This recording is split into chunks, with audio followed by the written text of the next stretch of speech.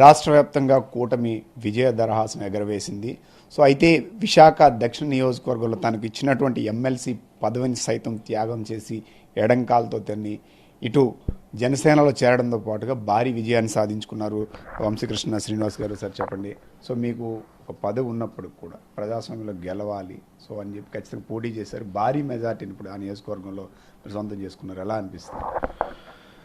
చాలా హ్యాపీగా ఉందండి. ముందుగా దక్షిణ నియోజకవర్గం సంబంధించిన ప్రజలందరికీ, నాకు ఓటు వేసిన ప్రతి ఒక్కరికి మనస్ఫూర్తిగా ధన్యవాదాలు.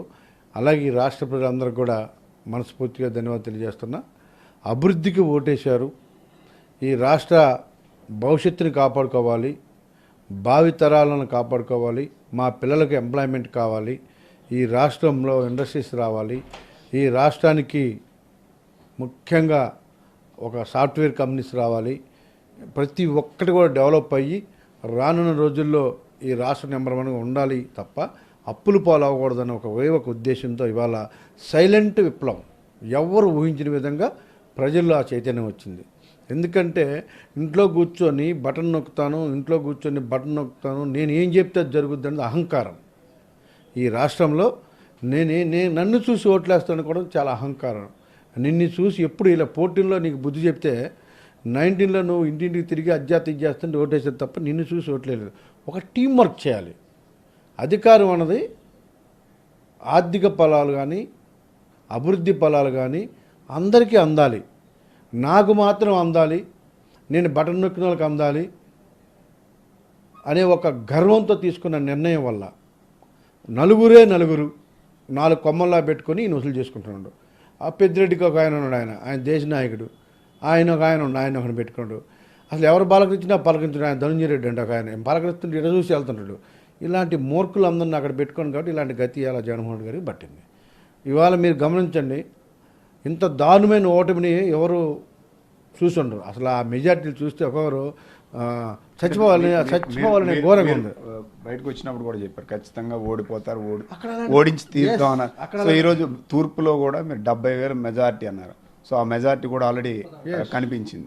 సో మీ దగ్గర కూడా అదే స్థాయిలో మెజార్టీ వచ్చింది. సో ఇదంతా ఖచ్చితంగా అంటే జగన్మోహన్ రెడ్డి మీద వ్యతిరేకత అంటారా, మీ మీద ప్రేమ? కేవలం జగన్మోహన్ రెడ్డి గారి మీద వ్యతిరేకతే మేజర్గా నేను చెప్తా ఉన్నా.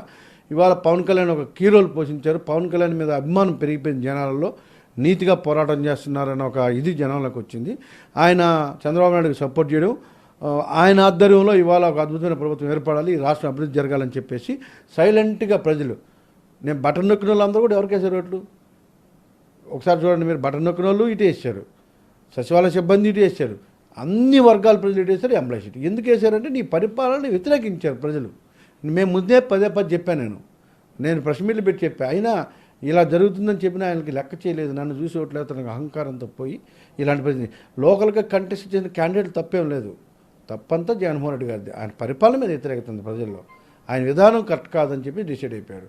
నేను ఒక్కడిని సంపాదించి బ్రాందీ షాపు నేను, లాటరైట్ మైన్స్ నేను, బ్లాక్ మెటల్ నాదే, శాండ్ నాదే, ఎవరు ఉండడానికి లేదు, నేను ఒక్కడనే బతకాలి, ప్రజలందరూ ఎలా పోయినా పర్వాలేదు, వ్యాపారస్తులు ఎలా పోయినా పర్లేదు, ఎంప్లాయీస్ ఎలా పోయినా పర్వాలేదు, ఇలాంటి గర్వంతో కూడుకున్న నిర్ణయాల వల్ల ఇలాంటి పరిస్థితి తెచ్చుకున్నాం తప్ప ఇంకోటి కాదు. ఎవరైనా మీకు ఒకటి చెప్తాను సార్, రాజకీయాలలో ఒక ప్రెస్ మీట్ పెట్టాలంటే ఎవరు పెట్టాలండి? రాజకీయాల సీనియర్ నాయకులు, అనుభవం నాయకులు పెట్టాలి. బొత్స సత్యనారాయణ పెట్టాలి, లేకపోతే ధర్మాన్ గారు పెట్టాలి, లేకపోతే ఇంకొకరు పెట్టాలి.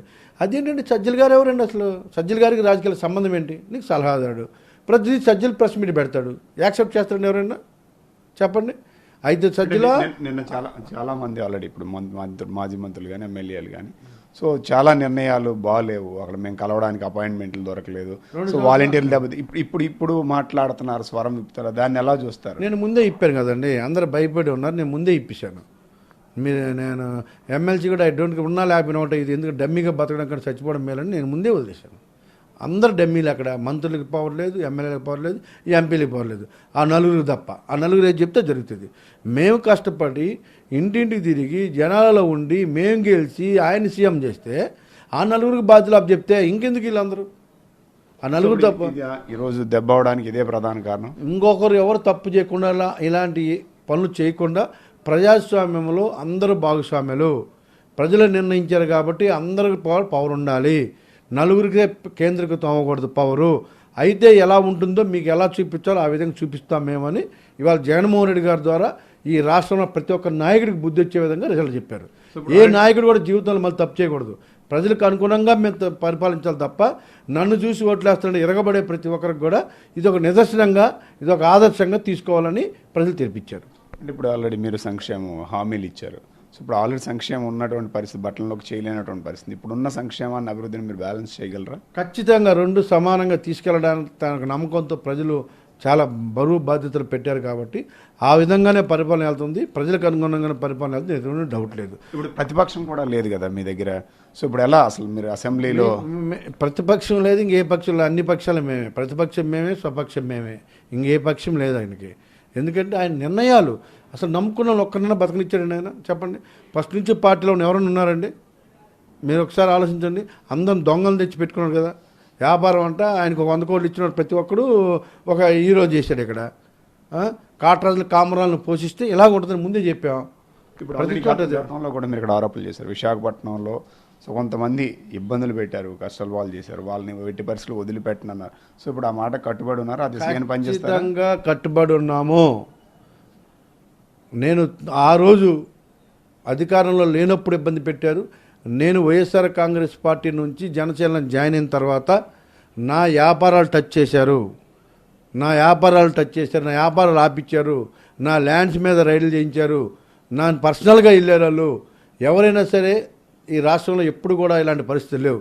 వ్యాపారాలు చేసుకునే వాళ్ళకి కానీ పర్సనల్ కక్షలు ఎప్పుడు లేవు. ఓన్లీ వైఎస్ఆర్ కాంగ్రెస్ పార్టీలోనే ఇలాంటి పరిస్థితులు ఉన్నాయి.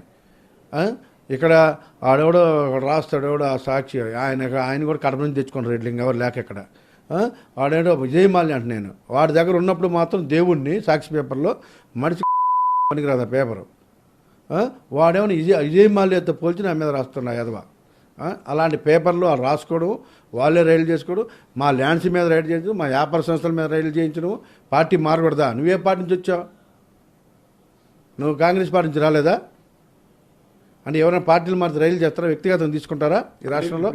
ఇప్పుడు మీ మీద మీరు ఏవైతే గతంలో కొంతమంది నా మీద ఇబ్బంది పెట్టారు, వాళ్ళ మీద ఖచ్చితంగా టార్గెట్ చేస్తాను. ఆ దిశగా నా మీద వ్యక్తిగతంగా ఎవరైతే తీసుకున్నారో, నా మీద ఎవరైతే తీసుకున్నారో, ముఖ్యంగా ఎంఈవి సత్యనారాయణ వ్యక్తి సీఎంఆర్ నుంచి నా వ్యాపారస్తుల మీద దాడి చేయించాడు. నా దగ్గర విట్నెస్లు ఉన్నాయి. నాకు స్వయంగా వాళ్ళు ఇదేం పనులండి అని కూడా వచ్చిన అధికారులు కూడా చెప్పడం జరిగింది. చట్టం దాని పని తాను చేసుకెళ్తుంది. మీకు చెప్తా ఉన్నాను. మా బాస్ సిబిసిఎన్సి సైట్ వాళ్ళకి అప్పచెప్తామని చెప్పడం జరిగింది. అది ఖచ్చితంగా అనుకుంటారు. అసలు ఇవాళ కలెక్టర్ గారిని మేనేజ్ చేసుకొని హైగ్రీవా ప్రాజెక్ట్ చేస్తున్నారు. గవర్నమెంట్లో కూడా రిజెక్ట్ అయింది హైగ్రీవాని కూడా గవర్నమెంట్ ఏం చేయాలో చేస్తుంది. ఇవాళ ఎంఈవి స్టేడియం కింద ఉన్నటువంటి సైట్ కూడా గవర్నమెంట్ సైట్ ఉంది. అందులో కొలుస్తారు, ఎంత సైట్ ఉందో అంత పెనాల్టీ వేస్తారు, లేకపోతే అది ఆపిచ్చి 20 పెడతారు. ప్రతి దాంట్లో కూడా చట్టం తన పని తాను చేసుకుని తప్ప ఎట్టి పరిస్థితిలో కూడా ఆగదు. ఇవాళ చాలామంది నా దగ్గర కంప్లైంట్లు వచ్చాయి. ఇంకా ఎవరెవరు ల్యాండ్లు ఆక్యుపై చేసినట్ట అవన్నీ కూడా రిటర్న్గా చాలామంది ఇస్తూ ఉన్నారు. ఇక మమ్మల్ని కాపాడండి, మా ల్యాండ్స్ కాపాడండి అని. అన్నీ కూడా చట్టం తన పని చేసుకెళ్ళదు తప్ప ఎవరి చట్టం కాదు. జగన్మోహన్ రెడ్డి లాగా వ్యక్తిగతంగా తీసుకోరు ఎవరు. చట్టం ఏం చేయాలో అది చేసి తీరుతుంది. సో ఇది వంశీకృష్ణ చెప్పింది. ఖచ్చితంగా ఎవరైనా సరే అధికారంతో విర్రవీగితే ఇలాంటి రిజల్ట్స్ వస్తే అందుకు నిదర్శనం ఇప్పుడు వచ్చినటువంటి రిజల్ట్స్ అని చెప్తున్నారు. ఖచ్చితంగా అక్కడ ఎవరికి స్వేచ్ఛ లేదు. సో ఆ నలుగురే చేయడం వల్ల ఈరోజు ఇలాంటి గతి పట్టింది. ఇంకెవరు కూడా ఇలాంటి తప్పులు చేయకూడదు అనేది ప్రజలు తీర్పు చెప్పారని చెప్తున్నటువంటి పరిస్థితి. సో ఎవరైతే ఇక్కడ వ్యక్తిగతంగా టార్గెట్ చేశారో సో వాళ్ళందరి విషయంలో కూడా చట్టపరంగా ఎలాంటి చర్యలు తీసుకోవాలో ఆ చర్యలు ఖచ్చితంగా తీసుకుంటాం. చట్టం తన పని తాను చేస్తుందని చెప్పి అని చెప్తున్నటువంటి పరిస్థితి. విశాఖలో ఏదైతే అభివృద్ధి చేస్తామని ఇచ్చారో అవన్నీ అమలు చేస్తాం. ఖచ్చితంగా అభివృద్ధి, సంక్షేమం రెండు కలిపి మేము ముందుకు వెళ్తామని చెప్పి ఆయన చెప్తున్నటువంటి పరిస్థితి కనిపిస్తుంది. జర్నలిస్ట్ విజయ్ నాయుడు, విశాఖపట్నం నుండి.